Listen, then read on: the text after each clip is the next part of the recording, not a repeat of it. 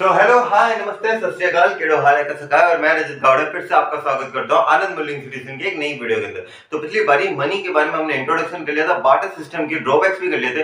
अब बारी है इस चैप्टर का दूसरा पार्ट करने की जिसमें हम फॉर्म्स ऑफ मनी और फंक्शंस ऑफ मनी दोनों को अच्छे से समझेंगे। तो सबसे पहला पार्ट है हमारे पास फॉर्म्स ऑफ मनी कि मनी के क्या-क्या फॉर्म्स है। सिर्फ पैसा तो एक ही तरीके का आता है, मैंने कहा नहीं, मनी की भी बहुत ही अलग-अलग तरह की फॉर्म्स होती हैं जिन्हें हम एक-एक करके जानते हैं। तो सबसे पहली फॉर्म है फिएट मनी, जो आप लोग जैसे कहते हो ना पैसे की तो एक ही तरह की फॉर्म होती है, पैसा तो यही है। मैं कहता हूँ जो जिस पैसे को आप जानते हो ना वो है फिएट मनी। सिर्फ फिएट मनी क्या होता है तो मैं कहता हूँ fiat money refers to the money which is issued on the order and authority of the government. जो पैसा आपके पास है उसे किसने इशू किया है? Central bank. सेंट्रल बैंक मतलब रिजर्व बैंक ऑफ इंडिया, यानी कि मैं क्या कह सकता हूँ कि ये पैसा किसके ऑर्डर्स के ऊपर इशू किया गया है? By the order of the government. क्योंकि गवर्नमेंट के अंदर ही आरबीआई आता है, तो आरबीआई ने नोट इशू किए किसके ऑर्डर के ऊपर? गवर्नमेंट के ऑर्डर के ऊपर। तो जो भी आपके पास अभी 500 2000 जो भी नोट्स है आपके पास, जो भी करेंसी है जिन्हें आप कह रहे हो कि सर यही तो पैसा है, वो कौन सा है? वो फिएट मनी है। और ये किस चीज के ऊपर इशू किया जाता है? ऑर्डर ऑफ द गवर्नमेंट के ऊपर। Okay, it include paper notes and coins. जितने भी पेपर नोट्स और कॉइंस हैं वो सारे इसके अंदर आ जाते हैं फिएट मनी के अंदर। People of the country are legally bounded to accept it as medium of exchange. और जो उस देश के लोग हैं, जैसे अगर हम इंडिया के अंदर रुपीस की बात करें तो पीपल ऑफ द कंट्री हम लोग लीगली बाउंडेड है किस चीज के लिए? कि हमें वो जो अमाउंट है उसे एक्सेप्ट करना है एज मीडियम ऑफ एक्सचेंज के तौर के ऊपर। क्यों करना है? क्योंकि गवर्नमेंट ने इसे रिकॉग्नाइज किया मनी के तौर पे। गवर्नमेंट कहती है कि हमारे लिए पैसा यही है, हमारे लिए पैसा यही है। हमारे अकॉर्डिंग देखा जाए कि आप अगर अब जैसे बहुत सारे नकली नोट भी आते हैं, आप अगर उन्हें देख के कोई चीज एक्सचेंज करवाने जाओ तो वो नहीं होगी। क्यों नहीं होगी? क्योंकि वो गवर्नमेंट ने उसे रिकॉग्नाइज नहीं किया पैसे के तौर पे। जो आपके पास जो नोट्स हैं जिन पे ऐसे जो नोट्स हैं जिन पे गांधी जी की फोटो बनी होती है वो जितने भी ऐसे नोट्स हैं या कॉइन्स हैं जो कि हमारी गवर्नमेंट ऑफ इंडिया के ऑर्डर्स के ऊपर इशू किए जाते हैं। कौन इशू करता है? आरबीआई इशू करता है और मिनिस्ट्री ऑफ फाइनेंस भी इशू करती है। दोनों पॉइंट्स है। ये आगे जाके मैंने हु सप्लाइज मनी है ना, उसके अंदर अच्छे से जानेंगे इस टॉपिक को। एक थोड़ी क्यूरियोसिटी आप लोगों के मन में भी पैदा हो जाए ताकि आप लोगों को पता चल जाए कि आपको ऐसे फैक्ट बता ही देता हूँ कि आपको लगता होगा सिर्फ आरबीआई ही इशू करता है, जबकि आरबीआई एक भी तरीके का कॉइन इशू नहीं करता। आरबीआई सिर्फ पेपर नोट्स इशू करता है, और सारे पेपर नोट्स भी नहीं, 1 रुपए को छोड़ के बाकी सारे। यानी कि मिनिस्ट्री ऑफ फाइनेंस क्या करती है? वो सारे कॉइन्स और जितने भी 1 रुपए के नोट हैं वो सारे के सारे कौन इशू करता है? Ministry of finance. और जो बाकी जितने भी पेपर नोट्स हैं आपके 5 10 20 5 रुपए 20 के और 50 के 100 के 200 के 500 के और जो क्या नाम 2000 के सारे नोट्स कौन इशू करता है? ये सारे के सारे नोट इशू किए जाते हैं आरबीआई के द्वारा। ठीक है, तो हम यहाँ पे थे। तो गवर्नमेंट ऑफ इंडिया ने किसे रिकॉग्नाइज किया है मनी के तौर पे? फिएट मनी को।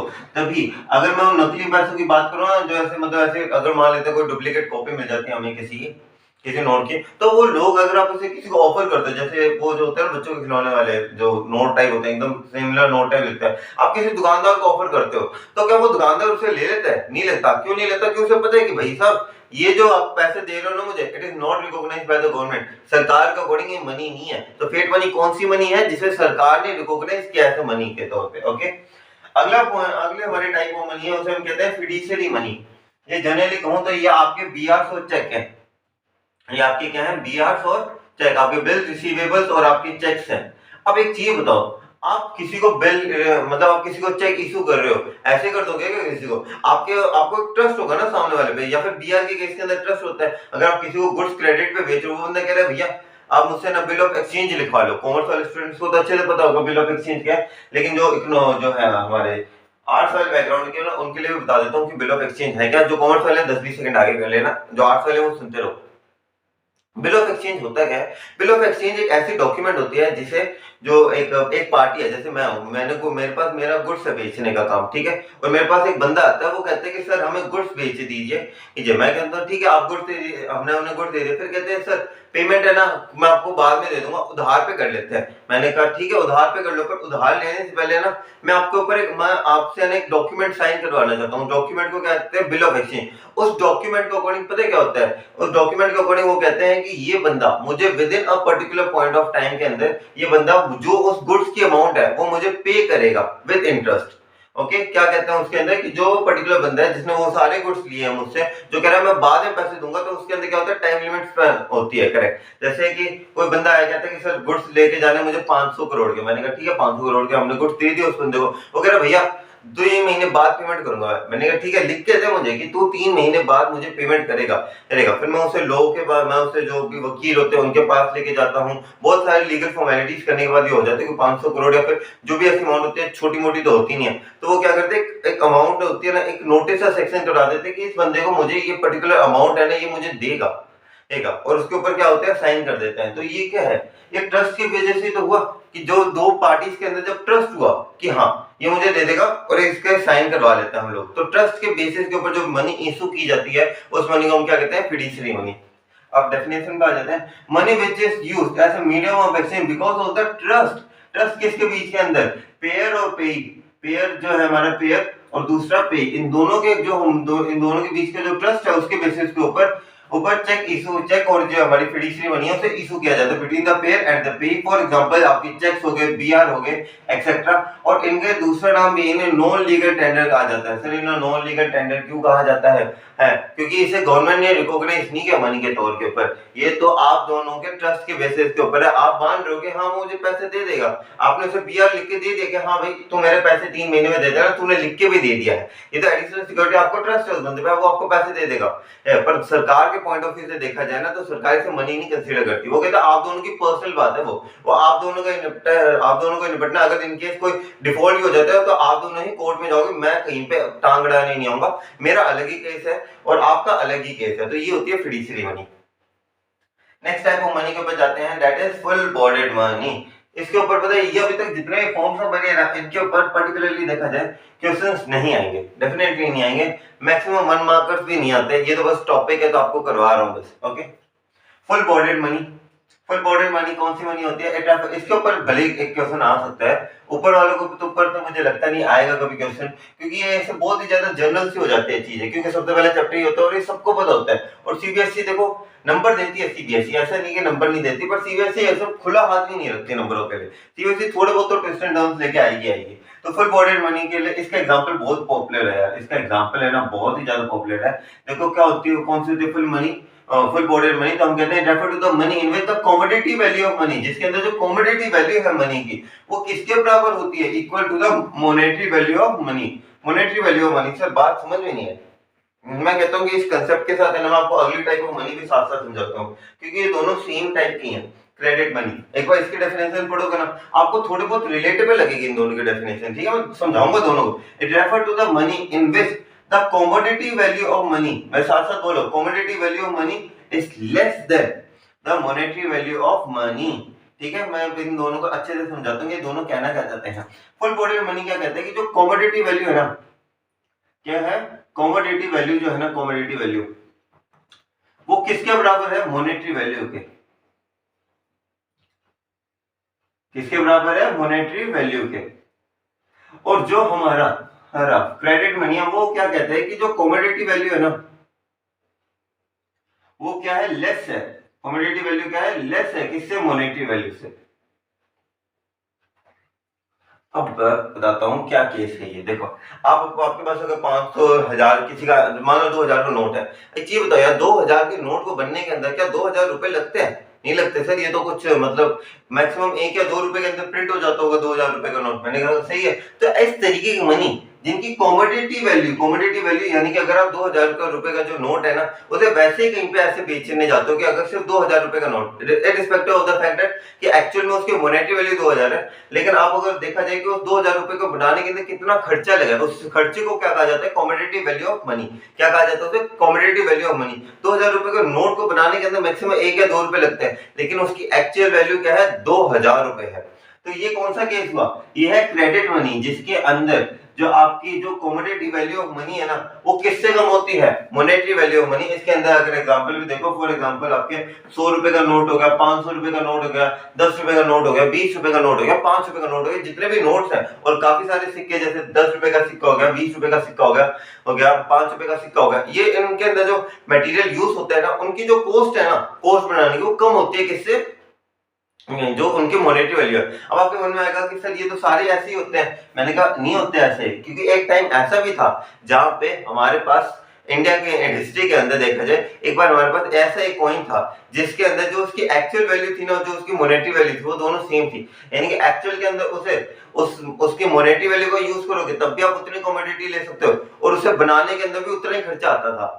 यानी कि हम किसकी बात कर रहे हैं, 1 रुपए की कॉइन की बात कर रहे हैं। फॉर एग्जाम्पल और रुपी कॉइन कहाँ पे, during the British period, British period के अंदर जो 1 रुपए का जो सिक्का था ना, वो किससे बनता था, सिल्वर से बनता था। किससे बनता था गाइस, सिल्वर से बनता था, वो मेड आउट ऑफ सिल्वर। और उस टाइम देखा जाए एक सिक्के के अंदर जितना मतलब सिल्वर से बना जाता था, जितना भी उसके अंदर सिल्वर यूज किया जाता था, कमोडिटी वैल्यू जो थी ना उस टाइम सिल्वर की, जो उस कॉइन के अंदर यूज करी जाती है, वो भी 1 रुपए के बराबर थी। यानी कि उस केस के अंदर क्या हुआ, जो कमोडिटी वैल्यू थी वो मॉनेटरी वैल्यू के इक्वल थी, was made out of silver and the commodity value of silver was also equal to 1, वो भी 1 रुपए थी। कमोडिटी वैल्यू भी क्या थी, 1 रुपए थी, मॉनेटरी वैल्यू भी क्या थी, 1 रुपए थी। तो ऐसी मनी को हम क्या कहते हैं, फुल बॉडीड मनी। ओके, तो हमने चारों पार्ट्स, मेन तो ये 4 पार्ट्स थे। आइए इन चारों पार्ट्स को एक बार फटाफट से 10 सेकंड के अंदर रिवाइज करते हैं। फेट मनी जैसे ऑर्डर ऑफ द गवर्नमेंट के ऊपर इशू किया जाता है, जैसे आपके 500 2000 जितने भी नोट्स हैं, जितने भी पेपर कॉइंस हैं, सारे सिक्के विक्के सब कुछ मिला लो, जिन्हें भी आप एक्सचेंज के तौर पे यूज करते हो, फेट मनी जिन्हें किस बेसिस पे इशू किया जाता है, on the order of the government के बेसिस पे इशू किया जाता है। दूसरा full bodied money, trust between the pair and the pay, इसके एग्जांपल चेक बियर। तीसरा फुल बॉडीड मनी, जिसके अंदर कमोडिटी वैल्यू ऑफ मनी और मॉनेटरी वैल्यू ऑफ मनी क्या होते हैं, इक्वल होते हैं। उसके बाद लास्ट आता है क्रेडिट मनी, जिसके अंदर कमोडिटी वैल्यू क्या होती है, कम होती है, किससे, मॉनेटरी मनी से। तो ये तो हो गए हमारे मेन जो 4 पॉइंट थे। लेकिन इसके अलावा अगर देखा जाए एक एक मार्क्स के लिए भी 2 टाइप्स के जो मनी है वो बहुत ही ज्यादा इंपॉर्टेंट है। एक है बैंक मनी। ऐसे एग्जाम्स के अंदर हाई पावर्ड मनी बहुत बार आता है। बैंक के अगर एग्जाम के पॉइंट ऑफ व्यू से देखा जाए तो high powered money is an important point, क्योंकि अगर पहले तो एक एक मार्क्स के अंदर डायरेक्ट लिखने वाले क्वेश्चन आते थे तो उसके अंदर ये बहुत बार आता था, क्योंकि बच्चे इसे ज्यादा ध्यान नहीं देते थे। और दूसरा हमारे पास bank money. Bank money is also very okay. जो बैंक मनी है, तो बैंक मनी तो हम आगे वैसे अगले चैप्टर जो हमारा बैंकिंग है उसके अंदर हम इसे डिटेल में समझेंगे। अभी भी एक इंट्रोडक्शन के तौर पर समझा देता हूँ। Money created by the bank by the way of demand deposit is known as bank money. इसे हम अगले वीडियो के अंदर ही देखेंगे, जिसमें हम बैंकिंग को डिस्कस करेंगे, क्योंकि अभी मैं आपको ये कंसेप्ट समझ में नहीं आएगा, मैं समझाने में बैठा तो बहुत बड़ा कंसेप्ट है। और हम इसे बैंकिंग चैप्टर की जो लास्ट वीडियो होगी हमारी क्रेडिट क्रिएशन की, क्योंकि बैंकिंग को भी हम 3 पार्ट के अंदर करेंगे। क्रेडिट क्रिएशन की वीडियो होगी, आप चाहे तो देख भी सकते हो, कि मनी और बैंकिंग एक साथ ही अपलोड होंगे, तो वहां पे जाके आप समझ सकते हो बैंक मनी है क्या चीज। कि बैंक मनी बहुत ही बड़ा कंसेप्ट है, जिसे मैंने बैंकिंग चैप्टर के अंदर पूरा अच्छे से एक्सप्लेनेशन के साथ समझाया हुआ है।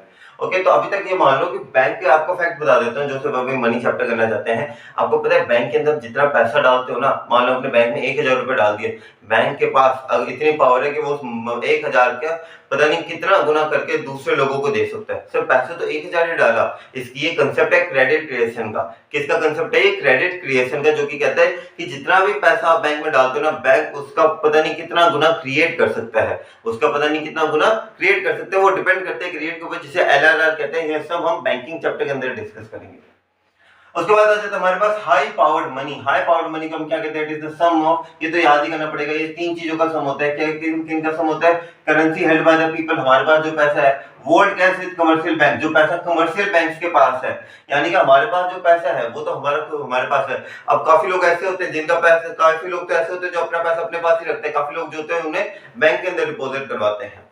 तो gold cash with commercial bank, जो लोगों का पैसा कमर्शियल बैंक के अंदर, और cash reserve of the commercial bank with RBI, और कितना रिजर्व कमर्शियल बैंक ने बना के रखा है।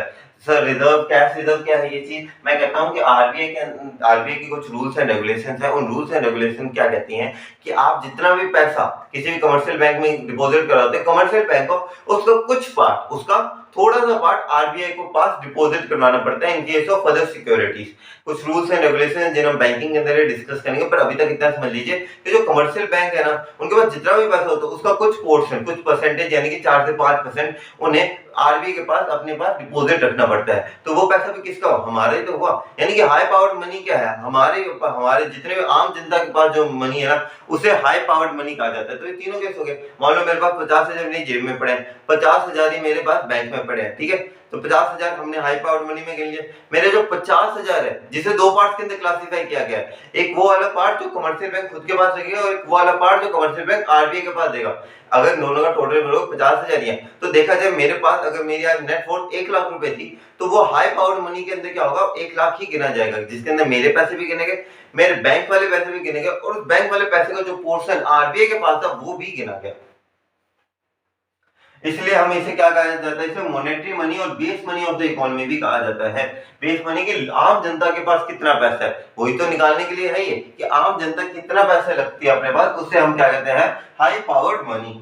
तो ये तो थे आपके मनी के बेसिकली 4 मेन टाइप्स होते हैं और 2 एडिशनल पॉइंट्स है। बैंक मनी तो मैंने इसलिए समझाया था कि आपको बैंकिंग चैप्टर के अंदर इसे अच्छे से समझाऊंगा मैं, क्योंकि पूरा बहुत लंबा प्रोसेस है जिसे हमें अच्छे से समझना है। दूसरा हाई पावर्ड मनी, ये इंपॉर्टेंट है पर काफी सालों से आ नहीं रहा, पर फिर भी काफी होते हैं कि सीबीएसई रात को 8 बजे के बाद पेपर बना लेता है काफी गलती से इकोनॉमिक्स का, तो उस केस के अंदर आपको प्रिपेयर रहना चाहिए।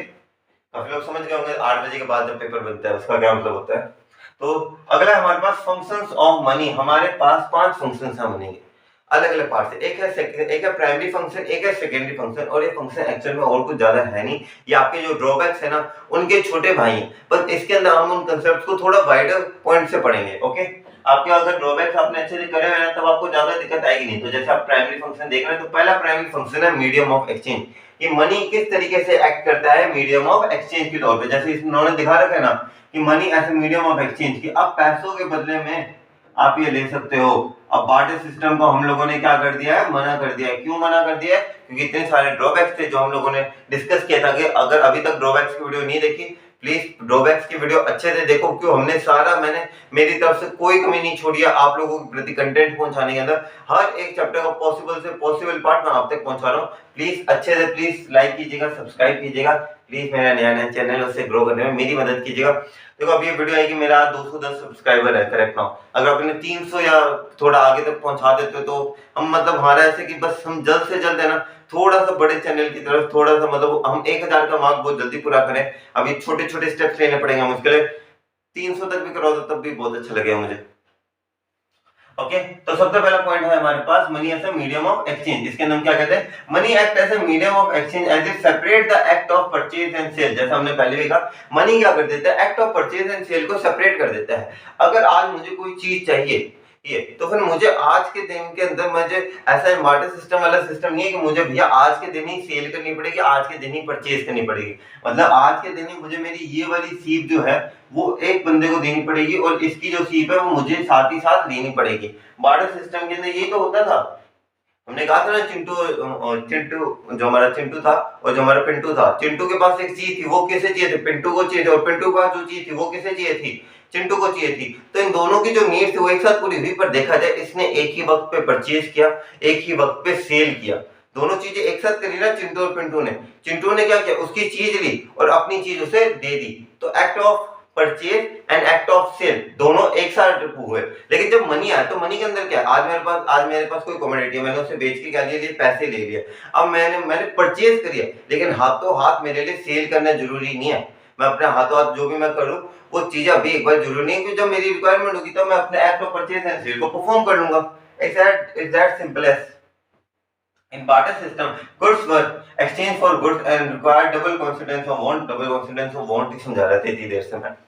Okay, but money act as a medium of exchange and separate the act of purchase and sale, वही सेम बात कही गई। इसलिए और इन्होंने ये जो मेथड है परचेज एंड सेल का वो सिंपल बना दिया कि जैसे हमने ड्रॉबैक्स में भी देखा था, मैंने कहा था फंक्शंस कुछ और नहीं है, एक्चुअल के अंदर ये ड्रॉबैक्स ही है। एक्चुअल के अंदर क्या है, ये एक तरह के ड्रॉबैक्स ही हैं जिन्हें हम और डिटेल के अंदर पढ़ रहे हैं। अब बात जाती है मेजर ऑफ वैल्यू, ये आपका दूसरा ड्रॉबैक था, वही है सेम बात। Money act as a measure of value in the terms of unit of account. यहाँ पे काफी बार यूनिट ऑफ अकाउंट पहले एक नंबर के क्वेश्चन के अंदर डायरेक्टली पूछ लिया जाता था, what do you mean by unit of account. फिर भी हम जान लेते हैं क्या यूनिट ऑफ अकाउंट किसे कहते हैं। यूनिट ऑफ अकाउंट क्योंकि इस बार मैं कह रहा हूँ पिछले बारी फंक्शंस ऑफ मनी ऐड था सिलेबस के अंदर, लेकिन सीबीएसई ने नहीं डाला। इस साल सीबीएसई डाल सकती है, क्योंकि काफी बार ऐसा भी हो सकता है कि सीबीएसई ने सोचो कि इस बारी इतनी अवेयरनेस नहीं है बच्चों के अंदर, क्योंकि 2-3 सालों से पिछली बार से कट होता जा रहा था। सडनली सीबीएसई ने ये ऐड किया था, तो सीबीएसई को लगा होगा कि इस साल शायद हम ये टॉपिक ऐड ना करें क्योंकि बच्चों के लिए अनफेयर होगा, लेकिन इस साल सीबीएसई के पास पूरे चांसेस है ऐसे क्वेश्चन को ऐड ऑन करने के लिए। और medium of exchange function of money का बड़े पार्ट है अब इसके अंदर थोड़े बार्टर सिस्टम के पॉइंट डाल दोगे ना, कोई मतलब बार्टर सिस्टम के ड्रॉबैक्स के थोड़े पॉइंट डाल दोगे कि क्या क्या ड्रॉबैक्स है, वो इसके अंदर फिट हो जाएंगे। सारे के सारे ड्रॉबैक्स ही हैं, ड्रॉबैक्स हैं जिन्हें हम अच्छे से एक्सप्लेन कर रहे हैं, क्योंकि मनी आए, मनी के फंक्शंस ही तो थे जिस वजह से ड्रॉबैक्स दूर हुए थे। तो ड्रॉबैक्स और फंक्शंस के अंदर ज्यादा फर्क नहीं है, कुछ एक आध लाइन का ही फर्क है। तो अगर आप इसके अंदर ड्रॉबैक्स भी थोड़े थोड़े पॉइंट्स ऐड कर दोगे, कुछ गलती नहीं है। यूनिट ऑफ अकाउंट किस चीज का रेफर करते हैं? Refer to the value of goods and services that can be measured in the terms of money, जिसे हम मनी के टर्म्स के अंदर मेजर कर सकते हैं, जैसे आप देख सकते हैं। In barter system, it was difficult process to find out the value of the goods and services in the term of other goods and services। कि भैया मेरे पास 1 किलो चावल है, मैंने एग्जांपल भी दिया था, मेरे पास तो 1 किलो चावल है, मैं उसे कितने किलो सेब के अंदर बदलूं, या तो आधा सेब हो या 1 किलो सेब हो, पता नहीं क्या कितना हो, क्योंकि दोनों के अंदर दोनों इंडिविजुअल कमोडिटी है। चावल को बनाने के अंदर अलग मेहनत लगती है, सेबों को बनाने के अंदर अलग मेहनत लगती है, दोनों के प्राइस के अंदर भी वेरिएंस है। अगर हम प्राइस का कंसेप्ट देखें, दोनों के अंदर प्राइस के अंदर भी वेरिएंस है। तो अगर ये देखा जाए उस टाइम के ऊपर तो हम ये मेजर नहीं कर सकते, तो बंदा तो सोचेगा मैं 1 किलो चावल उगाने के अंदर कितनी मेहनत करता हूँ, ये 1 किलो सेब के लिए ज्यादा कुछ मेहनत नहीं करता हूँ। 1 किलो सेब वाला भी सोचता है मैं 1 किलो सेब के लिए कितनी मेहनत करता हूँ, इसे 1 किलो चावल के लिए 1 किलो सेब थोड़ी ना दूंगा, मैं आधा किलो दूंगा। दोनों के इंडिविजुअल व्यू पॉइंट्स है ना, तो इन दोनों के अंदर क्या होता था, एक म्यूचुअल अंडरस्टैंडिंग नहीं बैठती थी, क्योंकि वो जानते थे कि वो हर एक को अपनी कमोडिटी के देखो जाए, जब पेपर देके निकलते हो, जब सेट वाला पेपर होता है, सब कहते हैं मेरा सेट ज्यादा डिफिकल्ट आया था, मेरा सेट ज्यादा डिफिकल्ट आया था। सबको क्या होता है, अपना वाला सेट ज्यादा डिफिकल्ट लगता है ना, वैसे लोगों को क्या लगता है, हमारी कमोडिटी को बनाने में ज्यादा मेहनत लगी है, हमारी कमोडिटी ज्यादा वैल्यू डिजर्व करती है। ओके, तो ये था आपका मेजर ऑफ वैल्यू कि हम यूनिट ऑफ अकाउंट के अंदर जैसे मनी है, जिस वजह से हम पेमेंट्स की फॉर्म के अंदर आ चुके हैं, जिस वजह से हम अच्छे से अब देखा जाए तो हम मेजर कर सकते हैं कि इस पर्टिकुलर कमोडिटी की क्या वैल्यू है। Standard of deferred payment, sir ये तो सारे के सारे ड्रॉबैक्स ही आ गए। मैंने कहा वही तो बात है, वही तो बात है, मेन फंक्शन जो मनी के एम्प्लॉय किए गए, इस वजह से तो ये ड्रॉबैक्स हटे थे। तो डेफर्ड पेमेंट आपको पता है कि are those payment which are made in future, जो कि फ्यूचर में अंदर करी जाती है। It is a very difficult and it was very difficult in barter system, क्योंकि ज्यादातर कौन सी ट्रांजैक्शंस को ऑनर किया जाता था, हैंड टू हैंड ट्रांजैक्शन, हाथों हाथ चीज बेची, हाथों हाथ चीज खरीदी। But money as a medium of exchange solve this problem and made as, क्योंकि मनी ने किस तरीके से प्रॉब्लम को सॉल्व करी, मनी क्या है, स्टेबल है, ड्यूरेबल है, और it accepted everywhere as a medium of exchange, क्योंकि गवर्नमेंट ऑफ इंडिया ने, जैसे मैंने फिएट मनी के कंसेप्ट में कहा, गवर्नमेंट ऑफ इंडिया ने इसे रिकॉग्नाइज किया किस तरीके से, पैसे के तौर पे, तो कोई इसे लेने से मना नहीं कर सकता है। फिर आ जाता है हमारे पास store of value. Store of value के अंदर क्या कहते हैं, that money act as a store of value. Money किस तरीके से एक्ट करता है, स्टोर ऑफ वैल्यू की तरह, किस तरीके से, people save a part of their income for future. आप सबको पता, आप सब लोग करते होंगे सेविंग्स, आप नहीं तो आपके माँ बाप जरूर करते होंगे, सेविंग्स करते होंगे, क्यों, कि वो किस तरीके से, आप अगर अपने माँ बाप से पूछोगे पैसा क्यों बचा रहे हो, कह रहे हैं ना आने वाली मतलब आने वाले भविष्य के लिए, आने वाले भविष्य में तुम लोगों को किसी चीज की जरूरत पड़ेगी, आप कोई भी किसी भी तरीके की कोई भी सिचुएशन है, तो जो पैसा है उससे हम क्या कर सकते हैं, हम अपने आप को आने वाली फ्यूचर जनरेशन या जो भी है, हम उनके लिए कुछ ना कुछ पैसा रिजर्व कर सकते हैं, ताकि उनकी वो पैसा हेल्प करे। It is called storage. Okay, storage of value, इसे हम क्या कहते हैं, स्टोर करना वैल्यू को। Money has had made this process very simple and easy. Money ने जो प्रोसेस है ना स्टोरेज का, ये बहुत ही ज्यादा इजी कर चुका। अब तो लेटेस्ट टेक्नोलॉजीज की वजह से देखा जाए तो अब तो आपके जो मनी की स्टोरेज की वैल्यू, स्टोरेज की जो प्रॉब्लम है तो बिल्कुल ही खत्म हो चुकी है। आप तो सीधा आपका मोबाइल के अंदर ही आपका डिजिटल कैश पड़ा रहता है, तो आपकी जो स्टोरेज की प्रॉब्लम है तो बिल्कुल ही खत्म हो चुकी है। देखा जाए मनी इज इजीली एक्सेप्टेड, क्यों, मनी इजीली एक्सेप्टेबल है as a medium of exchange, जहां मर्जी जाओ पैसा हर जगह एक्सेप्ट किया जाता है। Storage of value does not comprise much space which save the cost of storage. आपको पैसा स्टोर करने के लिए क्या गोदामों की जरूरत, मतलब ब्लैक मनी नहीं, नॉर्मल शिवाजी दा बहुत साली नहीं, लेकिन देखा जाए सॉरी जो भी आपके पास जो पैसा उसे सेव करने के लिए आपको वेयर हाउस चाहिए नहीं सर, हमें तो इतना कुछ चाहिए नहीं। कोई भी किसी भी दराज के अंदर, मतलब पैसा क्या है, इजी टू स्टोर है, उसके अंदर ज्यादा हमें, अगर मैं उसी पैसे की जगह मैं गुड्स की बात करूं तो गुड्स के लिए तो आप कहोगे सर हमें तो चाहिए, हमें तो वेयर हाउस चाहिए, हमें तो कोई ना कोई बड़ी बिल्डिंग चाहिए जहां पे हम अपने गुड्स को प्रिजर्व करके रख सकें, वहां पे अच्छा एटमॉस्फेयर भी रखना पड़ेगा ताकि गुड्स जो है वो स्पॉइल ना हो। And value of money does not depreciate with the passage of time. और जो वैल्यू है मनी की वो डेप्रिशिएट नहीं होती, यानी कि अगर आज 500 रुपए रखोगे ना और 5 साल बाद भी निकालोगे तो वो 500 रुपए ही निकलेंगे, वो 500 से 5000 या फिर 250 रुपए नहीं होंगे, या 5 साल बाद की करेंसी अब 250 रुपए इसके नहीं। अगला पॉइंट आता है हमारे पास, टू ट्रांसफर ऑफ वैल्यू। अगला क्या फंक्शन है हमारे पास, ट्रांसफर ऑफ वैल्यू। ये एक तरीके का बहुत ही इंपॉर्टेंट फंक्शन है और इसके अंदर देखा जाए एक अच्छी लाइन आती है जो कि इसके ऊपर एमसीक्यू बनने के पूरे पूरे मतलब चांसेस, अगर पेपर अच्छे लेवल का आता है तो डेफिनेटली बन सकता है। Money act as a transfer of value as it is very easy to transfer money from one place to another and is accepted by all. पैसा एक जगह से दूसरी जगह ट्रांसफर करने में कोई दिक्कत नहीं है और इजी है मनी को ट्रांसफर करना, कोई ज्यादा हार्डशिप नहीं है। It is because of this function only that the concept जो था ग्लोबलाइजेशन का कंसेप्ट मैं आपको एलपीजी के अंदर पढ़ाऊंगा।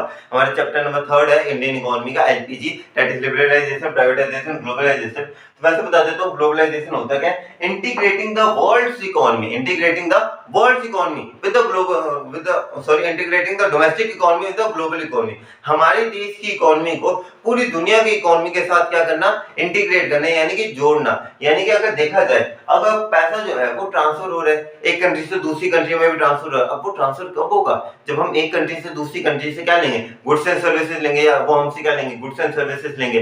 तो क्या हो रहा है, इंटीग्रेशन ही तो हो रहा है, ग्लोबलाइजेशन हो रहा है कि हमारी इकोनॉमी, एक इकोनॉमी के अंदर ये तो होता है purchase and sale of goods and services. तो हमारी जो इकोनॉमी है जो purchase and sale of goods and services को दूसरी इकोनॉमीज के साथ क्या हो रहा है, इंटीग्रेट का मतलब जुड़ रही है, कोलैबोरेट कर रही है। तो जो ग्लोबलाइजेशन का कांसेप्ट है ये ट्रांसफर ऑफ मनी की वजह से ही शुरू हो पाया, कि इस वजह से हमारी जो वर्ल्ड इकोनॉमी है वो किस चीज के साथ आज इंटीग्रेट करी, हमारी डोमेस्टिक इकोनॉमी के साथ। So I think this all were the functions of money. अगले एक बार स्टैटिक और डायनामिक फंक्शंस भी देख लेते हैं। ये जरूर एक इम्पोर्टेंट है क्योंकि ज्यादातर आते नहीं है, पर एक बार हमें फिर भी देखना हमारा फर्ज है, क्योंकि काफी टाइम से देखा जाए सीबीएसई नहीं दे रही है और काफी मतलब सीबीएसई को भी पता है 6 नंबर का है ये पार्ट। तो 6 नंबर का ये जो पार्ट होता है जनरली किस तरीके से दिया जाता है, या तो इसमें एक बड़ा क्वेश्चन तो बनना है 3 और 4 नंबर का। तो क्या करती है सीबीएसई, या तो 3+3 के फॉर्म के अंदर दे देती है, 3+3 के फॉर्म यानी कि 3-3 नंबर के बड़े क्वेश्चन दे देती है। लेकिन अब एमसीक्यू क्वेश्चन तो अब किस तरीके से देती है सीबीएसई, 4+1+1 यानी कि 2 एमसीक्यू, एक मनी से दे दिया, एक बैंकिंग से दे दिया, और 4 नंबर का ये जो क्वेश्चन है ना सर भी कौन से चैप्टर से, मैं कहता हूँ दोनों चैप्टरों से। तो दोनों चैप्टरों से कैसे, मैं कहता हूँ कि ये जो मनी का है ना ये चॉइस वाला क्वेश्चन बनता है। ये कौन सा वाला क्वेश्चन है, चॉइस वाला क्वेश्चन है, क्योंकि इसके अंदर आपका ना चॉइस मिलेगी। अब जरूरी नहीं है पर जनरली सीबीएसई करते करते जैसे आपका एग्जामिनर आपके टीचर्स कहते हैं ना कि जैसे आपको मतलब इंग्लिश का जो राइटिंग सेक्शन होता है कि मैम आर्टिकल और रिपोर्ट के अंदर चॉइस आएगी, मैम क्या कहती है आपको तो दोनों ही करने हैं। वैसे इसके अंदर क्या है, इसके अंदर एक चॉइस आती है 4 नंबर के क्वेश्चन के अंदर अंदर भले मैम को भी पता है कि भाई एक बच्चे को एक ही टॉपिक करवा दो, आर्टिकल अच्छे से करवा दो ताकि वो आर्टिकल अच्छे से लिख ले, रिपोर्ट करवा दो ताकि वो रिपोर्ट अच्छे से लिख ले। सिमिलरली देखा जाए जो 4 नंबर का ये जो क्वेश्चन है ना पर्टिकुलरली सीबीएसई हमेशा ये करती है, 4 नंबर का क्वेश्चन है ये इसमें से मनी में से देती है, और 4 नंबर का क्वेश्चन कहां से देती है, बैंकिंग में से देती है। बैंकिंग में से भी पता है कौन सा क्वेश्चन देती है, बैंकिंग में से जो क्वेश्चन सबसे ज्यादा फेवरेबल है वो वही है जो हम बैंक मनी के बारे में बात कर रहे हैं। 4 नंबर का क्वेश्चन सबसे ज्यादा फेवरेबल क्वेश्चन है ये, ठीक है। चलिए वापस आ जाते हैं हम अपने इसके ऊपर। अब स्टैटिक फंक्शन क्या होता है, डायनेमिक फंक्शन क्या होता है, तो हम कहते हैं it refer to all those functions of money that is facilitated by the working of an economy in the country for example. यानी वो सारे फंक्शन जो फैसिलिटेट करते हैं जिस वजह से हमारी इकोनॉमी चलती है। मीडियम ऑफ एक्सचेंज, पैसे की वजह से तो हमारी इकोनॉमी चल रही है, मेजर ऑफ वैल्यू इनकी वजह से तो हमारी इकोनॉमी चल रही है। तो यानी कि ऊपर वाले जितने भी फंक्शन हमने देखे वो कौन से फंक्शन थे, स्टैटिक फंक्शन थे। इसके ऊपर एमसीक्यू जरूर आ सकता है कि आपको दे दिया क्या, medium of exchange is which type of function, static, dynamic, both A and B या नन ऑफ दीस। आपको पता होना चाहिए कि किसके अंदर आएगा ये, स्टैटिक फंक्शंस के अंदर। तो डायनामिक फंक्शंस के अंदर क्या है, तो हम कहते हैं it refer to all those functions of money that causes movement in the economy, जिस वजह से मूवमेंट होती है इकोनॉमी के अंदर। तो मूवमेंट क्या होती है इकोनॉमी के अंदर, मैं कहता हूं कि अगर एक स्टेबल इकोनॉमी है तो अचानक से मान लो कि इकोनॉमी राइज होगी, यानी कि क्या आ गया, इन्फ्लेशन आ गया, महंगाई आ गई, तो ये क्या हुआ, इकोनॉमी डिस्टर्ब हुई। वही अगर देखा जाए एक स्टेबल इकोनॉमी है, इकोनॉमी थोड़ी सी नीचे आ गई, यानी कि कौन सी स्टेट आ गई, डिफ्लेशन, महंगाई, मंदी। देखा जाए तो ये दोनों स्टेट्स है, तो अब इन दोनों ये क्या हुई, मूवमेंट ही तो इकोनॉमी के अंदर, या अपवर्ड मूवमेंट हुई तो हमने उसे क्या कहा, इन्फ्लेशन, महंगाई, डाउनवर्ड मूवमेंट हुई तो हमने उसे क्या कहा, मंदी या फिर deflation. For example decrease in the money supply to control inflation, यानी कि मनी सप्लाई को कंट्रोल करना ताकि हम इन्फ्लेशन को सही कर सके। कौन करता है, ये आरबीआई करता है। बैंकिंग के अंदर अच्छे से समझाऊंगा क्योंकि इसके काफी सारे कंसेप्ट है, मनी और बैंकिंग अलग अलग चैप्टर्स दिए, एक ही चैप्टर है, पर अगर देखा जाए क्योंकि अब जो बुक्स है, क्योंकि एनसीईआरटी मेरे हिसाब से मसा किसी स्कूल के अंदर इकोनॉमिक्स के लिए एनसीईआरटी प्रेफर की जाती है, क्योंकि जनरली संदीप गर्ग या फिर TR Jain, generally TR Jain ही रेफर करी जाती है हर एक स्कूल के अंदर। तो these were all the functions and form of money। हम अगली वीडियो के अंदर फिर मिलते हैं, till then see you guys. Okay, और हमारा नया नया चैनल है, प्लीज लाइक कीजिएगा, सपोर्ट कीजिएगा प्लीज। अगर ये नोट्स चाहिए, मेरे इंस्टाग्राम की आईडी यहाँ पे आ चुकी होगी। नोट्स अच्छे से करो, नोट्स की पीडीएफ जो है उसे प्रिंट आउट निकलवाना, फोन के अंदर मत रखना वरना डिस्ट्रैक्ट हो जाओगे, ठीक है। तो till then do whatever you want to do man, but don't trouble your माता पिता एंड भारत माता। जय हिंद गाइस।